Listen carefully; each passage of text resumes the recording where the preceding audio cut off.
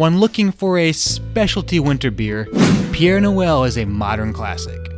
Known as Father Christmas, is this Belgian strong pale ale able to hold up its own against other holiday beers hitting the marketplace? Find out now on Two Dudes Reviews.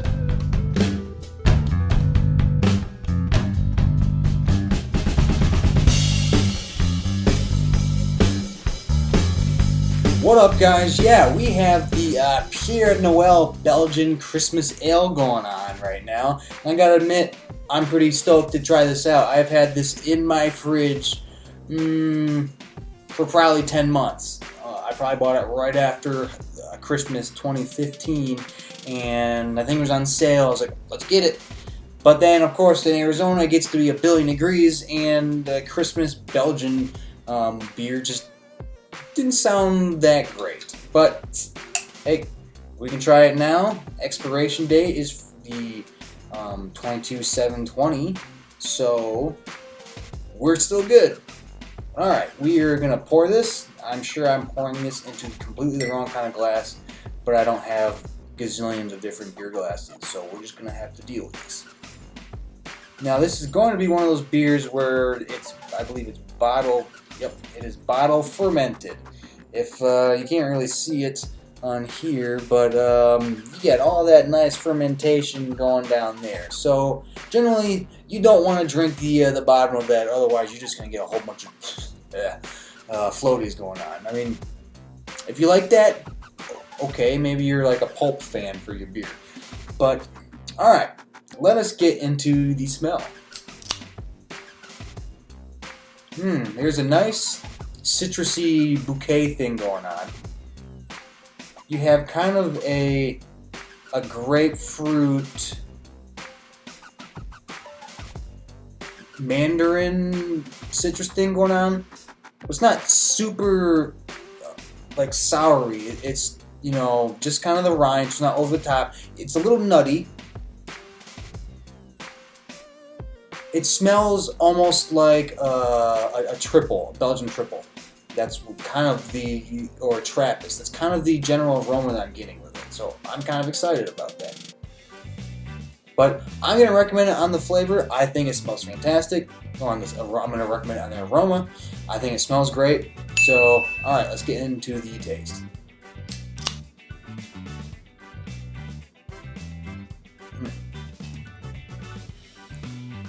Okay, I'm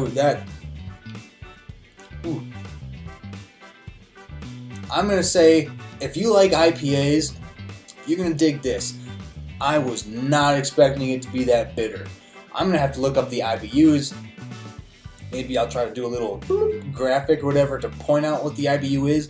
It's gotta be high, because this is a very bitter beer. It's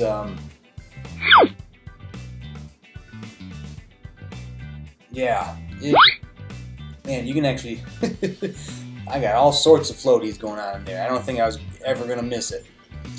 That is very, very bitter. Almost to the point of double IPA bitter. Of course, the alcohol content is extremely high. It's only 7% when they bottled it, since it's bottle fermented, and it's been sitting around for probably since they bottled it, probably close to a year. So I'm sure the alcohol content has increased. The bitterness maybe increased as well, some. But, alright, I actually gotta say what the flavors are. It is definitely, yeah, I was just taken back by how bitter it was.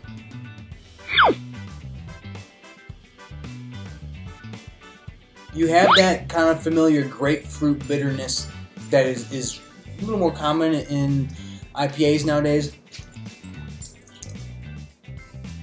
They're definitely kind of like I just licked a grapefruit. You got that bitter thing on your tongue going on.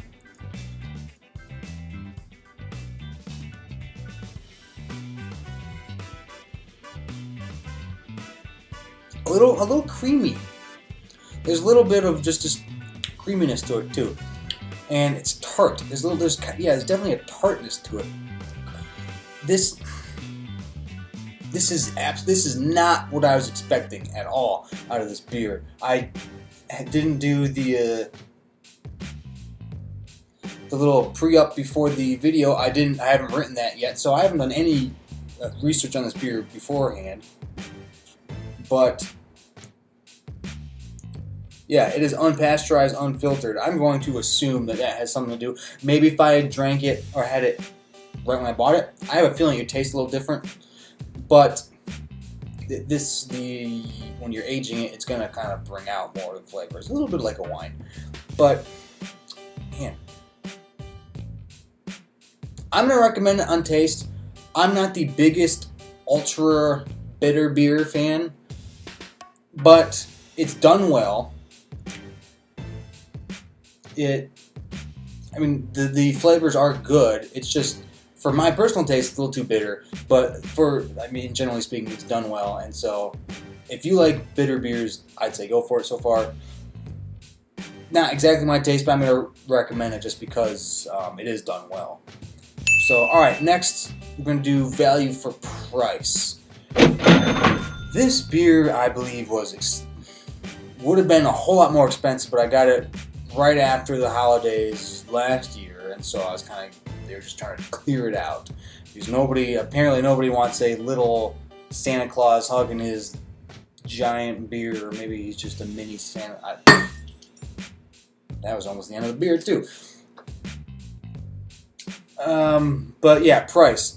Price was expensive. I'm going to say this bottle is probably like $7 sale. It might even be more than that. I believe I probably paid at least $5, $5 to $6 for the single, and I only bought it because it was substantially reduced. So I'm going to say it's probably close to $9 for it. So I can't recommend it on price because it's a small glass. A lot of the ones out of Belgium that are smaller and more expensive, the alcohol content's going to be like 12-13%. So you're basically getting 3 beers just about, depending on the kind of beer you normally drink. This one, it's not that high. I'm not going to recommend it on the price. It's expensive. But, alright, so next is distinction. How distinct is it? And actually, I will say it's pretty distinct because I generally don't connect Belgian beers and bitter IPAs.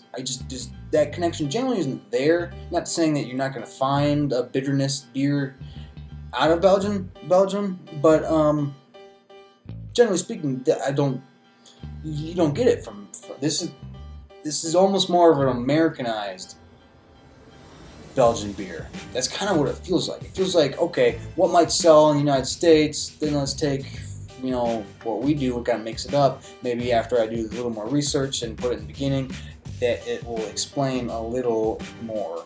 But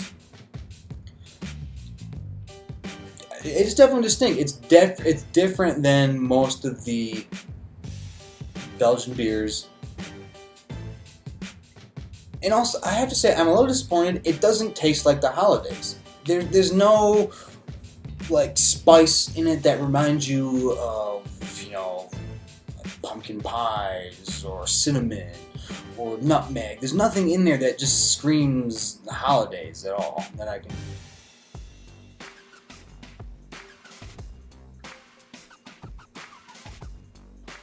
It just doesn't say holidays to me.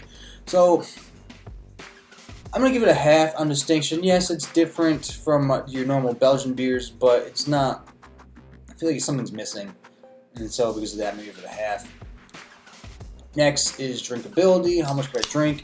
And honestly, not a whole lot. It's so bitter that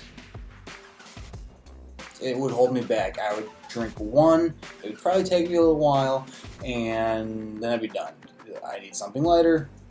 So I'm not going to recommend it on drinkability. It's just, yeah.